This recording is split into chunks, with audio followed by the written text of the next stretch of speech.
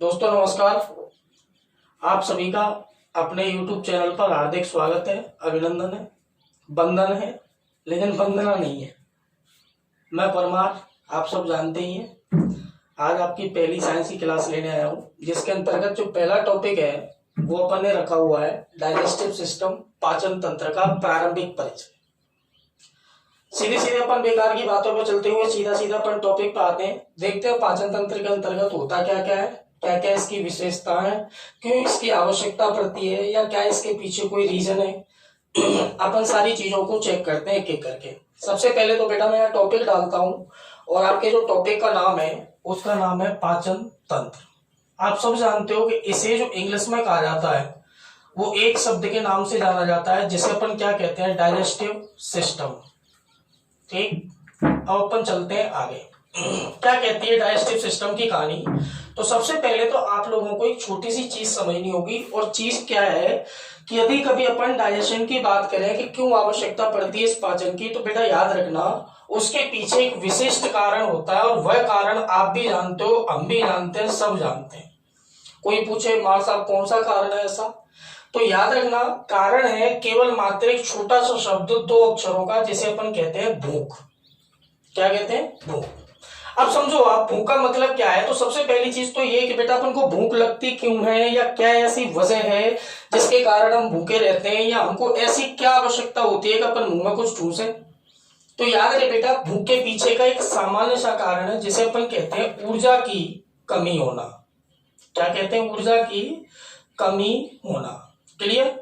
दो बातें समझ में आ गई आपके। पहली चीज तो पाचन की आवश्यकता क्यों है, क्या कारण है कि अपन पाचन के लिए आगे बढ़ेंगे, या क्या कारण है कि अपन पोषण उठाएंगे, या क्या करेंगे। तो उस चीज के लिए एक विशेषता देखी अपन ने कि इसके पीछे कारण है। कारण क्या है कि व्यक्ति को भूख लगती है, और व्यक्ति को भूख क्यों लगती है कि उसके शरीर में किसकी कमी हो जाती है? ऊर्जा की।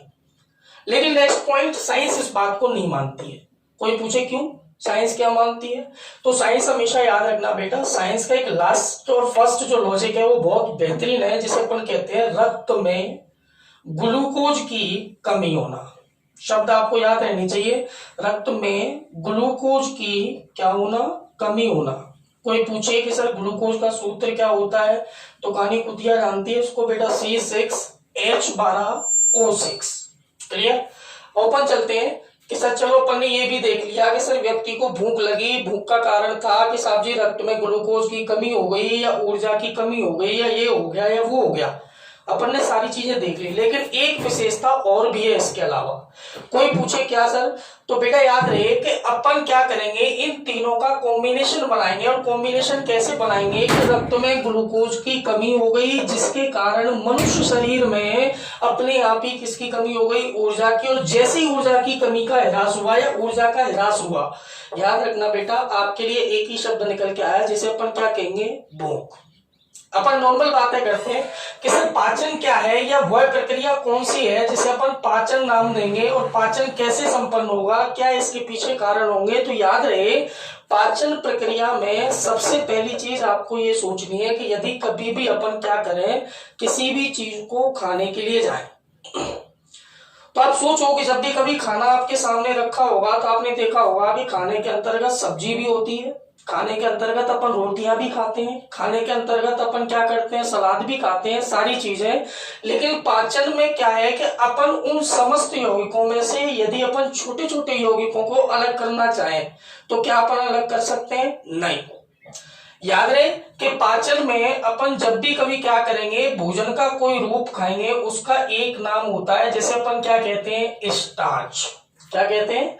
स्टार्च। याद रहे बेटा, स्टार्च दो चीजों के लिए प्रसिद्ध माना जाता है। पहला शब्द तो ये कि पादपों में भोजन का संचय किसके रूप में होता है, तो याद रखना पादपों में भोजन का संचय स्टार्च के रूप में होता है, जबकि जंतुओं में किसके रूप में होता है? तो हमेशा याद रहे बेटा, जंतुओं के अंतर्गत भोजन का संचय ग्लाइकोजन के रूप में होता है। चाहे मैं हूं, आप है, कुत्ते हैं, बिल्ली है, बकरी है, बंदर है, कुछ भी है, सबके अंदर किसके द्वारा होगा? केवल ग्लाइकोजन। जबकि पादपों में किसके द्वारा होगा? स्टार्च। लेकिन मैंने स्टार्च को क्या कहा था? मैंने कहा कि स्टार्च जो होता है ये हमेशा याद रहे बेटा एक चीज होता है जिसे अपन क्या कहते हैं? भोजन का प्राथमिक रूप। क्लियर। अब अपन बात करते हैं कि सर स्टार्च कैसा क्या है, तो याद रहे बेटा ये एक प्रकार का कार्बोहाइड्रेट होता है। और कोई पूछे कि सर ये कौन सा कार्बोहाइड्रेट है, कार्बोहाइड्रेट में याद रहे बेटा इसे हिंदी में जो कहेंगे या इंग्लिश में कहेंगे इसे कहते हैं अपन पॉलीसेकेराइड, और कार्बोहाइड्रेट को हिंदी में कहते हैं अपन शर्करा। क्लियर। क्या सी हो गई बात कि साहब स्टार्च क्या है, तो वैसे पहचानने के रूप में कार्बोहाइड्रेट बोलेंगे, यह एक प्रकार का कार्बोहाइड्रेट है। लेकिन कैसा कार्बोहाइड्रेट है, तो याद रहे पॉलीसेकेराइड शर्करा है, जिसके अंतर्गत मोनोसेकेराइड शर्करा की मिनिमम कितनी इकाइयां 3 और मैक्सिमम कितनी अनंत इकाइयां एक दूसरे से क्या कर सकती हैं, जुड़ सकती हैं। क्लियर। अब अपन बात कर रहे हैं सर स्टार्च को क्या है, अपनी समझ में नहीं आया तो बेटा सादा सिंपल समझो। जैसे आपने कभी एक छोटी सी चीज देखी होगी जिसे अपन कहते हैं घूरा, शब्द है घूरा।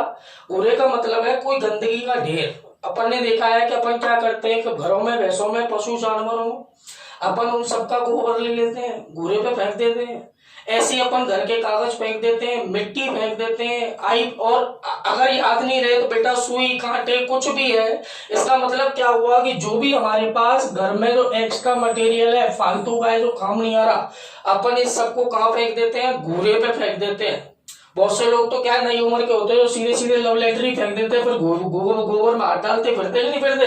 तो याद रखना बेटो ये जो एक्स्ट्रा मटेरियल डाला, अब मैं तुम्हें ये कहूं कि इस मटेरियल में से आपके पास एक ऑल पिन पड़ी थी, आप उस ऑल पिन को निकालो।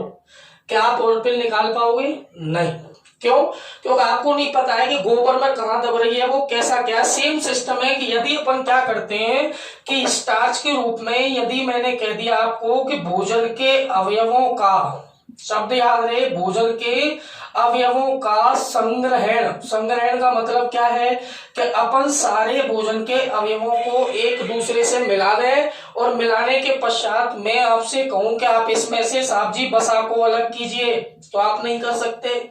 मैं आपसे कहूं इसमें से सर कार्बोहाइड्रेट को अलग कीजिए, तो आप नहीं कर सकते।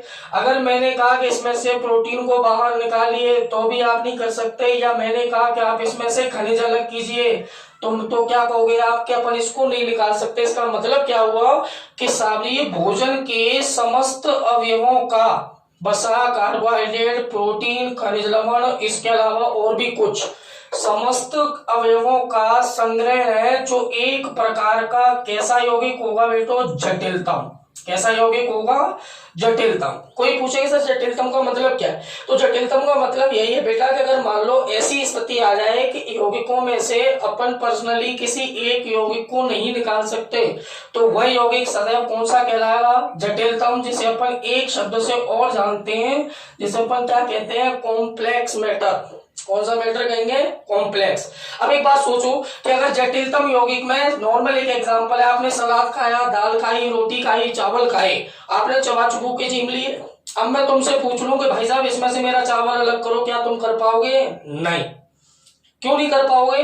क्योंकि सारी चीज ने एक ही मिक्सचर बना लिया, और उसी चीज का जो मिक्सचर कहलाता है इसे अपन उसी नाम से जानते हैं, जिसे क्या कहेंगे अपन, स्टार्च। डन। ये बात समझ में आ गई। तो बेटा अपन सीधे सीधे शब्द पर जाते हैं कि ये पाचन फिर क्या है हमारे साहब। तो याद रखना बेटो ये जो स्टार्च है ये हमारा कौन सा यौगिक है, जटिलतम यौगिक। अपन इसको क्या करेंगे, छोटे भागों में तोड़ेंगे, और इन्हें अन्य और छोटे भागों में तोड़ेंगे, और इनको तोड़ करके बेटा अपन क्या बनाने जाएंगे, बोलो, ग्लूकोज की पूर्ति करेंगे। और ग्लूकोज के बारे में कभी बात आ जाए तो यह एक प्रकार का कैसा शर्करा है, मोनोसेकेराइड शर्करा है। कैसा शर्करा है, मोनो। मोनो का मतलब होता है एकल इकाई, बाई का मतलब होता है द्विअणुक इकाई, और ऐसे ही पॉली का मतलब होता है, पॉलीसेकेराइड का मतलब क्या हो गया कि या तो ये त्रिअणुक इकाई होगी, अगर त्रिअणुक नहीं हुई तो बेटा 3, 4, 5 कुछ भी हो सकते हैं। लेकिन कोई पूछ ले कि एक पॉलीसेकेराइड शर्करा का निर्माण होता है, तो हमेशा याद रखना 4 इकाइयों से। कितनी मोनोसेकेराइड से, 4 मोनोसेकेराइड इकाइयों से एक किसका निर्माण होगा, पॉलीसेकेराइड शर्करा का निर्माण होगा। अगर इतनी बात समझ में आ गई है तो आप समझो कि तीनों की तीनों शर्करा कौन कौन से दिए अपन ने। जैसे पहले का जो मैंने नाम दिया है आपको, एक नाम दिया और मैंने क्या बोला, इसको मोनोसेकेराइड, क्या नाम दिया। दूसरा बेटा अपन ने क्या नाम दिया, बाईसेकेराइड, क्या नाम दिया, ठीक है भाई। और तीसरा मैंने बोला कि सर तीसरा जो है वो क्या बेटा, पॉली। अब तीनों शब्दों को समझे आप। मोनो का मतलब है सीधा सीधा, इसको अपन कहते हैं सिंगल। क्या बोलते हैं? सिंगल। अब सिंगल से मतलब क्या है? तो सिंगल का मतलब हमेशा याद रखना, इसे अपन एकल इकाई बोलेंगे। क्या बोलेंगे बेटा? एकल। दूसरा बाई का मतलब क्या होता है? तो बाई का मतलब याद रखना, इसे कहेंगे डबल। और डबल का मतलब क्या हो गया? दो जनों की इकाई हो गई। इसी प्रकार से तीसरा जो है, इसे अपन क्या कहेंगे? बोलो। पॉली। पॉली का मतलब क्या है? तो पॉली याद रखना बेटो, इसे अपन टेट्रा भी बोल सकते हैं। लेकिन कंडीशन क्या है? अपन नॉर्मल बात करें कि सर पॉली जो है वो क्या है, तो इसको अपन नॉर्मल कह सकते हैं कि इसमें मेनी इकाइयां जुड़ सकती हैं, कितनी भी। अब समझो आप इसको नॉर्मल भाषा में, कोई पूछे क्या, तो बेटा सिंगल का मतलब क्या है? यदि कोई व्यक्ति है, कोई सुंदर कन्या है, समझो आप। अब ये सुंदर कन्या क्या करेगी? हंस रहे हैं कुछ तो हंस रहे हैं, देख लो बेटा, हंस लो, कोई बात नहीं, हंस लो, मौका है। अब क्या करूं, मुझे जाना पड़ेगा टॉपिक पे समझाने के लिए, पर समझो आप तो, है ना। देखो, कोई अगर मान लो सुंदर कन्या है, अगर उसका कहीं साठ गांठ नहीं बैठा, इसका मतलब क्या है? वो कैसी है? एकल है, अकेली है, कोई भी चिट्ठी दे सकता है। लेकिन गलती से इस कन्या ने कहीं चिट्ठी लगा ली, या घर वालों ने कहीं चिट्ठी लगवा दी, तो इसकी बेटा शादी भी होगी कि नहीं होगी? होगी। अब जब बात समझ में आ गई, तो इधर तो सिंगल अकेली, अब ये कितनी हो गई? दो। पति और पत्नी दोनों हो जाएंगे, इसका मतलब कौन से अणु को हो गई? दो अणु। मीन्स दो मोनो जुड़ रहे हैं, जब पति भी तो अकेला था कि नहीं था? पति भी अकेला, कन्या भी अकेली, दोनों मिल गए, दोनों ने जोड़ा बना लिया। अब जोड़े के बाद क्या बेटा अचार डालेंगे? नहीं, कुछ ना कुछ तो नया कांड करेंगे कि नहीं करेंगे? तो बेटा याद रखना, कभी एक आएगा, 2 साल बाद, 1.5 साल बाद फिर दूसरा आएगा। आजकल भारत सरकार ने क्या कर रखा, पैसे भी बढ़ा रखे हैं, तो याद रखना बेटा, कई तो लाइन भी लगा देते हैं, है कि नहीं। इसका मतलब क्या है कि पॉली जो है इन दोनों के संयोग से बना हुआ एक क्या हो गया? कार्बोहाइड्रेट हो गया। मीन्स कहने का मतलब क्या हुआ कि पहले अकेली लड़की, फिर उसको मिला लड़का, दोनों में हुआ कुछ मामला, और मामले के बाद निकला कुछ। इसका मतलब क्या है? फाइनली ये है कि अपन कह सकते हैं कि सभी अगर सिंगल और डबल अणु की इकाई को अपन जोड़ दें, तो बेटा अपने पास जो सैकेराइड बन के आएगा वो कौन सा बन के आएगा? पॉली। अब अपन क्या करने जा रहे हैं? पॉलीसैकेराइड को डबल में तोड़ने जा रहे हैं, और डबल को किस में तोड़ने जा रहे हैं? सिंगल में। मीन्स कहने का मतलब कि अपन क्या करेंगे, केवल मात्र शाब्दिक अर्थों में क्या कह सकते हैं कि भोजन के जितने भी जटिलतम यौगिक हैं, कौन से यौगिक हैं? जटिलतम। इन जटिलतम यौगिकों को अपन किस में बदलने जाएंगे? सरलतम यौगिकों में। कौन से यौगिकों में बेटा? सरलतम। ठीक है, मीन्स जटिलतम यौगिकों को अपन सरलतम यौगिकों में परिवर्तित करेंगे। यही प्रक्रिया आपकी क्या कहलाएगी? पाचन। डन। ये परिभाषा हो गई आपकी। क्या हुई परिभाषा? कि भोजन के जटिलतम यौगिकों को सरलतम यौगिकों में परिवर्तित करने की प्रक्रिया कहलाती है। तो हमेशा याद रखना बेटा, यह प्रक्रिया क्या कहलाएगी? पाचन। और इस प्रक्रिया में प्रयुक्त जो तंत्र कहलाता है उसे अपन क्या कहते हैं? पाचन तंत्र। डन। एक बार नजर मार लो आप 30 सेकंड के अंदर, फिर अपन आगे चलते हैं।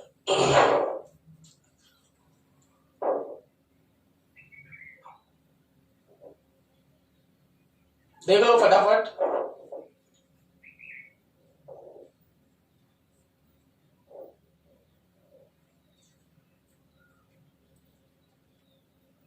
परिभाषा याद रहनी चाहिए। परिभाषा क्या दी है अपन ने? भोजन के जटिलतम यौगिकों को किसमें परिवर्तित करने की प्रक्रिया? सरलतम यौगिकों में परिवर्तित करने की प्रक्रिया क्या कहलाएगी? पाचन। और बेटा इसमें प्रयुक्त तंत्र क्या कहलाएगा? तो याद रखना भाई साहब, इसे अपन एक नाम से जानेंगे, जिसे क्या कहेंगे? पाचन तंत्र। लेकिन बात आती है कि सर हम तंत्र को कैसे समझे? तो बेटा समझो आप, अगर मान लो घर में कोई भी व्यक्ति है, तो बेटा क्या करेगा? वो कहीं ना कहीं बच्चे पैदा करेगा। सर बच्चे भी बच्चे पैदा करेंगे, और वो बच्चे भी और बच्चे पैदा करेंगे। कोई किसी का दाग लगाएगा, कोई किसी को जलाएगा, है कि नहीं है? सेम प्रक्रिया बेटा तंत्र का मतलब है कि छोटे छोटे निकाय मिलकर के जब कभी भी क्या कर दें, एक बड़े निकाय का निर्माण कर दें, तो हमेशा याद रखना ये क्या कहलाएगा? तंत्र। अब अपन बात कर रहे हैं कि सर तंत्र की विशेषताएं क्या क्या होंगी, तो बेटा याद रहे विशेषताओं में तो कोई बात ही नहीं है, लेकिन फर्स्ट बात, तंत्र में सबसे पहली चीज जो होती है, सबसे पहला जो शब्द है उसे अपन एक नाम से जानते हैं, जिसे क्या कहते हैं? कोशिका। कोशिका हमेशा याद रखना क्या करती हैं? धीमे धीमे मिलेंगी, और धीमे धीमे मिलेंगी तो बेटा कुछ न कुछ बनाएंगी कि नहीं बनाएंगी? कोई पूछे क्या बनाएंगी सर, तो कोशिकाएं मिलकर के बेटा हमेशा याद रखना अंग का निर्माण करती हैं। किसका निर्माण करती हैं? अंग का। और अंग आपस में जब मिलते हैं तो एक चीज का निर्माण करते हैं जिसे अपन कहते हैं अंग तंत्र। क्लियर? मीन्स कि अगर छोटी छोटी कोशिकाएं मिली तब तो जाकर के वैसे तो कायदे से जो बनते हैं वो तो कौन बनते हैं? ऊतक। लो पूरा स्टेप ले लेते हैं, ये लो साहब। अब धीरे धीरे क्या करेंगे, ये ऊतक मिलने चले जाएंगे तो ऊतक आपस में मिलकर के किसका निर्माण करेंगे? तो हमेशा याद रखना, ऊतक आपस में मिलकर के एक चीज का निर्माण करते हैं जिसे अपन क्या कहते हैं? अंग। और अंग आपस में जब भी कभी निर्माण करेंगे वो एक चीज का करेंगे जिसे अपन क्या कहेंगे? अंग तंत्र।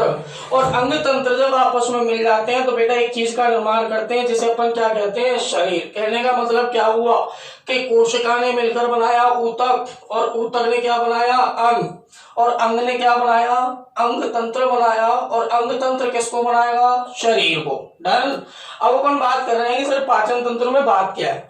तो बेटा पाचन प्रक्रिया की मैंने आपको परिभाषा बताई।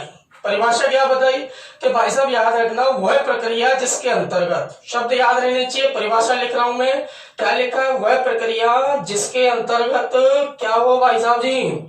जिसके अंतर्गत भोजन के, किस चीज के बेटा? भोजन के जटिलतम यौगिकों को, कौन से यौगिकों को? जटिलतम यौगिकों को किसमें परिवर्तित किया जाता है? यौगिकों को सरलतम यौगिकों में परिवर्तित किया जाता है। हमेशा याद रखना, ये कौन सी प्रक्रिया कहलाएगी? जल्दी से बोलो। यौगिकों में क्या किया जाता है? परिवर्तित किया जाता है। हमेशा याद रहे, ये कौन सी प्रक्रिया कहलाती है? ये एक नाम से जानी जाती है जिसे अपन क्या कहते हैं? पाचन प्रक्रिया। डन। मीन्स वह प्रक्रिया जिसके अंतर्गत भोजन के जटिलतम यौगिकों को, शब्द याद रहे, कौन से यौगिकों को? जटिलतम यौगिकों को किसमें परिवर्तित कर रहे हो? सरलतम यौगिकों में परिवर्तित कर रहे हो। याद रहे बेटा, कौन सी कहलाएगी? पाचन। लेकिन यदि अपन बात करेंगे सर पाचन की प्रक्रिया संपूर्ण कैसे कैसे होती है, तो याद रखना बेटो, इस प्रक्रिया के अंतर्गत काफी चरण संपन्न होते हैं। कोई पूछे क्या क्या, तो आपने सबने पढ़ा होगा स्वयं पोषण, अंतर्ग्रहण, ये वो, ये सब छोड़ो। आपको केवल अंगों को समझना है कि भोजन यदि अपन ग्रहण करते हैं वो कहां से कहां जाएगा। तो सबसे पहले तो बेटा याद रहे, आपका जो भोजन है वो एक जगह पर प्रवेश करता है जिसे अपन क्या कहते हैं? मुख गुहा। क्या नाम देते हो? दूसरा बेटा इसके बाद जैसे ही जाएगा तो अपने अगले अंग में जाता है जिसे अपन एक नाम से जानते हैं, जिसे क्या कहेंगे? ग्रसनी। क्या नाम देंगे? ग्रसनी। चलिए साहब, इसके बाद बेटा कहाँ पहुंचेगा? तो याद रखना, ग्रसनी के बाद कंठ के माध्यम से होते हुए एक जगह पर पहुंचेगा जिसे अपन क्या कहेंगे? आमाशय। इसके बाद आमाशय के बाद कोई पूछे कहाँ जाएगा सर, तो बेटा ये छोटी आंत में प्रवेश करता है। लेकिन कोई पूछे कि छोटी आंत के कौन कौन से भाग होते हैं, तो याद रखना बेटा छोटी आंत को भी 3 भागों में डिवाइड किया जाता है। पहला जो होता है उसे तो अपन एक नाम से जानते हैं, और कोई पूछे क्या, तो याद रहे उसे कहते हैं अपन गृहिणी। अब गृहिणी बेटा कोई पूछे कि गृहिणी क्या है, तो याद रहे बेटा गृहिणी जो होती है ये दुनिया की वो किताब होती है जिसे आज तक कोई मर्द नहीं समझ पाया। नहीं समझ पाई? मर्द का मतलब है कोई भी आदमी, और गृहिणी का मतलब है कोई भी औरत। औरत जात को कोई समझ पाया आज तक? नहीं ना। लेकिन यहाँ गृहिणी का मतलब है बेटा छोटी आंत का सबसे छोटा भाग। 2 भाग और होते हैं, कोई पूछे कौन कौन सा, तो एक का नाम तो होता है बेटा मध्यांत्र। क्या नाम होता है? और दूसरा जो होता है इसे अपन एक नाम से जानते हैं जिसे क्या कहते हैं? शेषांत्र। डन। मीन्स पहला तो क्या हो गया? मध्यांत्र। दूसरा कौन सा हो गया? शेषांत्र। और तीसरा कौन सा हो गया? तो तीसरा याद रखना, इसे अपन एक नाम से जानेंगे जिसे क्या कहेंगे? गृहिणी। अब अपन बात करते हैं नॉर्मल। कोई पूछे क्या बात है सर, तो बेटा याद रखना मध्यांत्र कर लिया, शेषांत्र कर लिया। कोई पूछे सबसे बड़ा भाग कौन सा है, तो बेटा सबसे बड़ा तो कौन सा हो गया? शेषांत्र। और सबसे छोटा कौन सा है? गृहिणी। और बेटा और बीच वाला कौन सा हो गया? मध्यांत्र। चलिए सर, अब अपन बात कर रहे हैं, चलो इतनी बात हो गई सर। गृहिणी के बाद ये भोजन कहाँ प्रवेश करेगा, तो गृहिणी के बाद बेटा अगला जो स्टेप चलेगा ये एक जगह पर प्रवेश करता है जिसे अपन कहते हैं छोटी आंत। हमने छोटी आंत किसे बोला है, तो याद रहे मध्यांत्र और शेषांत्र दोनों भागों को मिलाकर बनने वाले भाग को अपन ने एक ही नाम से ऐड कर दिया। जैसे हमने क्या कहा, छोटी आंत, क्योंकि बेटा यहाँ पाचन क्रिया अलग संपन्न होगी और यहाँ पाचन क्रिया अलग संपन्न होगी। लेकिन कोई पूछे सर्वाधिक पाचन संपन्न होता है तो हमेशा याद रखना कहाँ होता है? गृहिणी में। जबकि बेटा पूर्ण रूप से पाचन कहाँ पे होता है? छोटी आंत के अन्य भागों में, जैसे मध्यांत्र और दूसरा कौन सा? शेषांत्र। डन।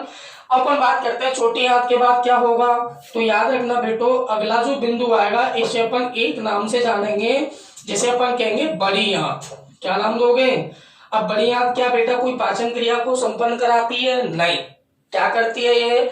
तो केवल मात्र इसका कार्य जल का अवशोषण करना। बचा हुआ जल अब कैसे कैसे होगा वो मैं सब बताऊंगा। खाने के लिए अपन ने खाना खाया, लेकिन हगने के लिए कुछ और निकालोगे तो बीच की प्रक्रिया तो कुछ करोगे कि नहीं करोगे? वो सारी प्रक्रिया अपन को पूरी करनी है। और वो प्रक्रिया पूरी करने का तरीका क्या है? हमने क्या कहा कि पहले कछु भी ठूसा है, वो एक जगह पे ठूसा है, जैसे अपन ने क्या नाम दिया बोलो? मुख गुहा। इसके बाद में कहाँ गए बोलो? ग्रसनी। ग्रसनी के बाद खा जाओगे आमाशय। आमाशय के बाद खा जाओगे ग्रहणी। और ग्रहणी के बाद खा जाओगे छोटी आंत। और इसके बाद कहाँ पहुंच गए? बड़ी आंत। भाई साहब जब सारी चीजें पच जाएंगी, पानी फानी निकल जाएगा, मामला मसाला बन जाएगा। वो मामला मसाला एक जगह पर एकत्रित होगा, जिसे अपन क्या कहेंगे बोलो? मलाशय। हर आदमी पाया जाता, औरत में पाया जाता, सब में मिलता है। ठीक है भाई। और मलाशय के बाद बेटा लास्ट एंड फाइनल छोटे से 2 इंची के द्वार से अपन इसको खा निकाल देते हैं बोलो बाहर। ठीक है भाई। इसका मतलब क्या हुआ कि सर अपन बात करेंगे क्या क्या है, तो बेटा गिनती करो 1 2 3 4 5 6 7। क्लियर? ये 8वां स्टेप तो कतईन फाइनल है, लेकिन यदि कोई बात करे कि सर कितने अंग मुख्य रूप से भाग लेंगे, तो कितने अंग भाग लेंगे भाई? 7। कितने अंग भाग लेंगे? 7। कोई पूछे भैया हमें पैरों की संख्या कितनी है, तो भी कितनी होती है? 7। तो बच्चे भी कितने करोगे? 7 है। चलिए साहब देख लो, एक बार नजर मान लो। अपन पहले एक एक पार्ट करके पढ़ेंगे। पहला पार्ट मुख गुहा, दूसरा पार्ट बेटा ग्रसनी, इसके बाद आमाशय, इसके बाद ग्रहणी, ग्रहणी के बाद छोटी आंत, छोटी आंत के बाद बड़ी आंत, इसके बाद मलाशय, और फिर लास्ट एंड फाइनल क्या हो जाएगा? मल द्वार। डन। चलिए साहब नजर मान लो एक बार इस पे, देख लो क्या क्या हो गया। मुख गुहा, ग्रसनी, आमाशय, ग्रहणी, छोटी आंत, बड़ी आंत, मलाशय और मलद्वार। क्लियर? अब अपन एक भाग, पहला जो भाग पढ़ेंगे वो कौन सा होगा? हमारा मुख गुहा। कर दी?